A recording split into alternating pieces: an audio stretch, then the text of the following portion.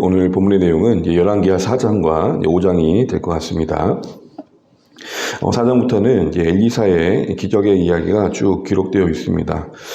이스라엘이라는 배경 속에 사역했던 엘리사, 하나님을 경시하고 무시했던 그 시대에 여전히 하나님의 능력을 갖고 계시고 그 시대를 향해 긍휼히 여기시다는 것들을 드러내는 존재로서 엘리사가 기적을 베풀고 있습니다.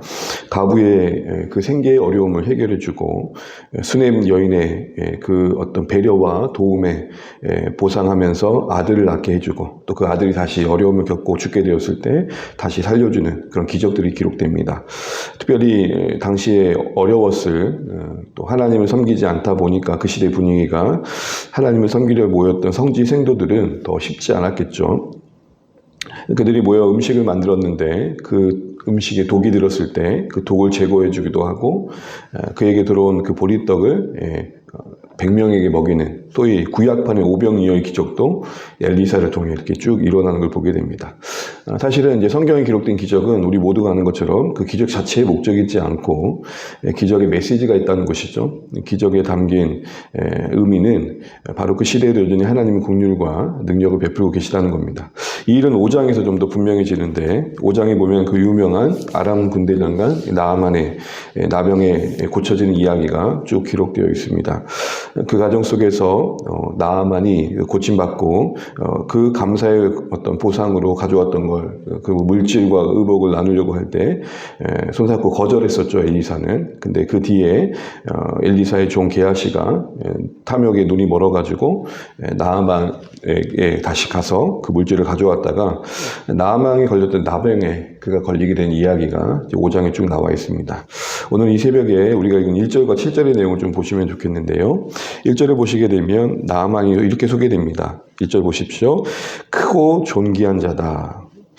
그러면서 어떤 한 사건을 이야기하냐면 그에게 아람을 구원하게 하셨다. 아람이 큰 어려움을 겪었을 때 그 나라를 구원한 자로 귀국 공신으로 지금 이 나아만은 그 당시 아람의 어떤 그 나라에 있었다는 사실을 알려주고 있습니다. 크고 존귀하다는 것은 아람 사람 모두가 나아만을 알았다는 것이고 나아만의 그 인지도라는 게 상당히 컸다는 것이죠. 세상적인 조건으로 보면 정말 모든 걸 가진 자라도 할 수 있을 것입니다. 그 아람 왕 앞에서 또 당당하게 나아가는 모습을 보십시오. 얼마나 인정을 받았겠습니까? 그런데 그의 인생에 그런 큰 용서라는 명예로움이 있지만 또 한편 그늘진 곳이 있는데 그가 나병 걸린 환자라는 겁니다. 그래서 1절 하반절에 보시면 이렇게 돼 있죠. 큰 용사이긴 하지만 나병 환자다. 여러분 여기서 우리는 인생을 보게 됩니다. 여러분 어느 한 인생도 우리가 볼 땐 다 대단해 보이는 겉모습을 갖고 있어도 그것이 크든 작든요. 각자가 안고 있는 문제가 있죠. 해결할 수 없는 그 어려움이 있습니다. 크고 대단한 용사였지만 그 권력을 갖고 있고 어쩌면 그가 가지고 있는 물질과 권한으로 아람 나라 안에 있는 모든 치료의 방법은 다 동원했을 것입니다. 그런데 나을 수 없는, 해결할 수 없는 문제를 안고 있는 것입니다. 대단해 보이지만 스스로 어떤 그 문제는 해결할 수 없는, 사람들 앞에서는 칭송받는 엄청난 지위를 갖고 있지만 정작 그 자신은 불행한, 행복하지 않는 그런 인생으로 소개되고 있습니다. 그런데 오늘 그 뒤에 소개된 한 소녀가 나오는데 그 소녀는 그 아람 사람들이 때를 지고 와가지고 붙잡아가서 어떻게 보면 수정들은 종으로 쓰고 있는 그 소녀였습니다. 처한 환경을 보게 되면 아람의 나아만의 위치와는 전혀 비교도 안 되죠. 하늘과 땅 차이죠. 그런데 비교할 수 없는 위치는 갖고 있지만 또한 다른 편에서 비교할 수 없는 조건을 그 어린 소녀는 갖고 있었습니다. 그게 뭡니까? 그 소녀는 선지자를 알고 있습니다. 하나님을 알고 있습니다. 선지자를 통해 역사하시는 하나님의 능력을 알고 있습니다. 비교할 수 없는 신분이지만 나아만은 알 수도 없었던, 알지도 못했던, 알 기회도 없었던 하나님을 그 어린 소녀는 알고 있습니다. 그 어린 소녀를 통해서 하나님을 섬기는 선지자를 듣게 되고 그 선지자가 그를 낳게 할 수 있다는 소식을 듣게 된 뒤에 나아만이 이제 아람 왕에게 보고를 하고 엘리사가 있는 쪽으로 이제 가게 된 내용이 쭉 전개가 되죠. 저는 이걸 보면 좋겠습니다. 대단한 큰 권력과 위치를 갖고 있었지만 정작 자신의 근본적인 문제를 해결할 수 없었던 나아만. 붙잡혀 와 있고 그 처지는 참 처량하지만 하나님을 알고 있었던 어린 소년. 이 두 사람의 비교 속에서 우리는 우리의 신자된 삶의 모습들을 다시 한번 헤아려 보게 됩니다. 이 세상에 살아가지만 우리는 세상에서 가지고 있는 그 조건을 다 가질 수 없고 또 그 모든 조건을 가지고 있는 사람도 많지는 않습니다. 그러나 세상이 말할 수도 없고 알 수도 없고 이야기해 줄 수 없는 하나님, 예수 그리스도, 천국, 하나님 나라를 우리는 가지고 있습니다. 이 어린 소녀 입장에 한번 대보시죠. 어떤 사연인지 모르지만 분명한 건 붙잡혀 왔습니다. 저라면 분노가 뒤끓었을 것 같습니다. 나아만이 정작 붙잡혀온 그 아람 왕의 대단한 그 장군인 나아만이 병들어서 자기 병 하나 해결하지 못하고 저렇게 불행한 모습을 보면서 어쩌면 쌤통이다 했을지 모르겠습니다. 굳이 그 나아만 장군 하나 낳게 하는 게 뭐 그 당시에 대단하겠습니까? 그 붙잡혀오는 가정 속에서 그 어린 소녀가 당한 상처를 생각해 보시고 가족과의 헤어짐의 슬픔을 생각해 보십시오. 이야기할 필요가 없겠죠. 어쩌면 속으로 한편 잘 됐다라고 했을지도 모르겠습니다. 그런데 이 어린 소녀는 어쨌든 그걸 뛰어넘어 선지자도 이 나아만도 선지자를 참 만나면 좋겠습니다 말합니다. 여러분 3절 보십시오. 우리 주인이 사마리아에 계신 선지자 앞에 계셨으면 좋겠습니다. 적어도 어린 소녀가 보는 것은 그 자신이 처해 있는 그 억울함보다는 저 나아만이라는 사람도 하나님을 알면 좋겠다 이겁니다. 그리고 그것이 기회가 되어서 나아만 실질적으로 하나님을 알게 됩니다. 그래서 5장 17절에 이런 고백까지 하게 됩니다. 17절 보시겠습니까? 나아만이 이르되 그러면 청하건대 노새 2마리의 실을 흙을 당신의 종에게 주소서. 이제부터는 종이 번제물과 다른 희생제사를 여호와 외 다른 신에게는 드리지 아니하고 다만 여호와께 드리겠나이다. 어마어마한 신앙의 고백을 하게 됩니다. 하나님을 만난 거죠. 이 어린 소녀의 이야기가 없었다면 펼쳐질 수 없었던 이야기입니다. 자, 이제 하나님의 관점에서 이 사건을 보시죠. 누가 기할까요? 하나님 관점에서 누가 정말 하나님 나라의 소중한 인생일까요? 우리가 보는 세상에선 아람 왕 나아만이 대단해 보이지만 하나님 나라의 관점에선 이 어린 소녀가 대단한 것입니다.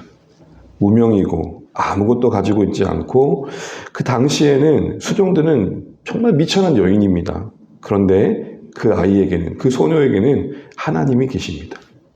바로 이것이 이 땅에 우리가 살아가면서 가져야 할 아주 중요한 안목입니다. 여러분, 우리가 예수 그리스도 안에서 하나님의 자녀됨의 신분을 얻은 것이 어찌 여겨지십니까? 오늘 찬양의 고백처럼 큰 죄에 빠진 나를 품으신 하나님의 사랑이 날로 기이 여겨지시는지요? 사실은 우리가 세상 살면서 예수 믿습니다가 무슨 그게 명예로움입니까?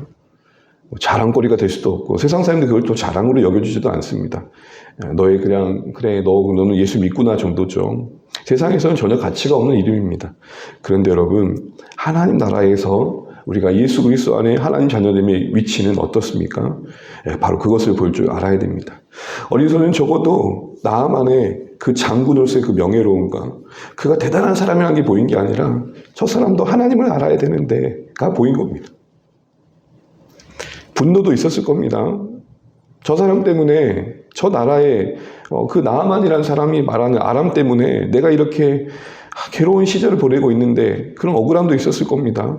그런데 그걸 뛰어넘어 저 인생도 하나님을 알아야 될 텐데 그 시대의 아픔을 피할 수 없는 운명을 이 소녀도 갖고 있었지만 또 한편으로는 저 사람이 하나님의 선지자를 만나면 좋겠습니다 라는 국률도 놓치지 않고 있는 것이죠.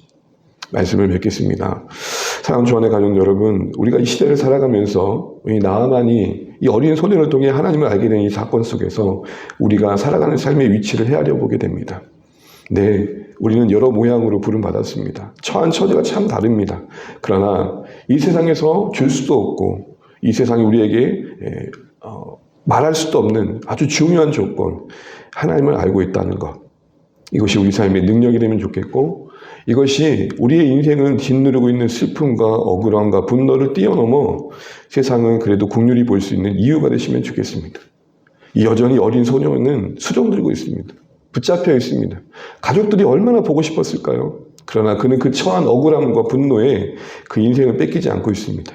어찌된지 모르지만 적어도 그는 선지자를 만났으면 좋겠다라는 믿음으로 거기를 살아내고 있습니다.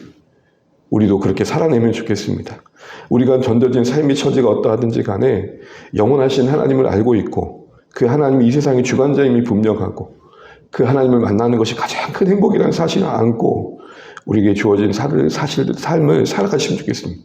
그게 이 어린 소녀를 통해 우리에게 보여주신 거 아니겠습니까? 또한 이 어린 소녀를 통해 당시에 포로로 붙잡혀 있는 이스라엘에게 하신 말씀 아니겠습니까? 너희가 처한 상황이 붙잡혀 있지만 이 어린 소녀를 봐라. 그 붙잡힌 자들을 향해 분노와 억울함을 쏟아내는 게 아니라 그 사람의 아픔을 보고 그가 하나님을 만나면 좋겠다라는 고백을 했던 것처럼 너희도 심겨진 그곳에서 너희들을 짓밟고 있는 그 원수의 땅 그곳에서 그들을 향한 긍휼을 가지렴 이리 말하시는 것 같습니다. 오늘도 직장에서 또 삶의 처지 여러 관계 속에서 우리는 갑일 때보다는 을일 때가 많습니다. 을도 아니라 갑을 병정 그럴 때가 많습니다. 그런데 우리 안에 예수가 있습니다. 우리 안에는 세상 누구도 줄 수 없는 하나님이 계십니다. 이게 우리 생애의 근원이고 삶의 이유이고 목적이 될 때 우리는 이 땅에서의 삶을 다 마치고 하나님 앞에 섰을 때 참 감사로 서게 되실 것입니다. 나만이 되려고 애쓰는 삶이 아니라 나만 같은 인생도 해결할 수 없는 삶의 문제가 다 있다는 걸 볼 줄 아는 인생의 근본적인 희성과 그것이 예수 안에서 하나님 안에서 해결될 수 있다는 믿음의 확신이 우리 삶의 내용이 되시면 좋겠습니다. 그래서 어디에 계시든 어떤 삶에 있든 오늘 이 어린 소녀처럼 저 사람도 하나님 만나면 좋겠다. 이것이 우리의 믿음이 되셔서 주님 앞에 서시는 그날 날로 더 귀한 그 하나님의 사랑 안고 서셔서 감사했습니다. 주님 제가 하나님 알게 된 게 좀 감사합니다. 행복입니다.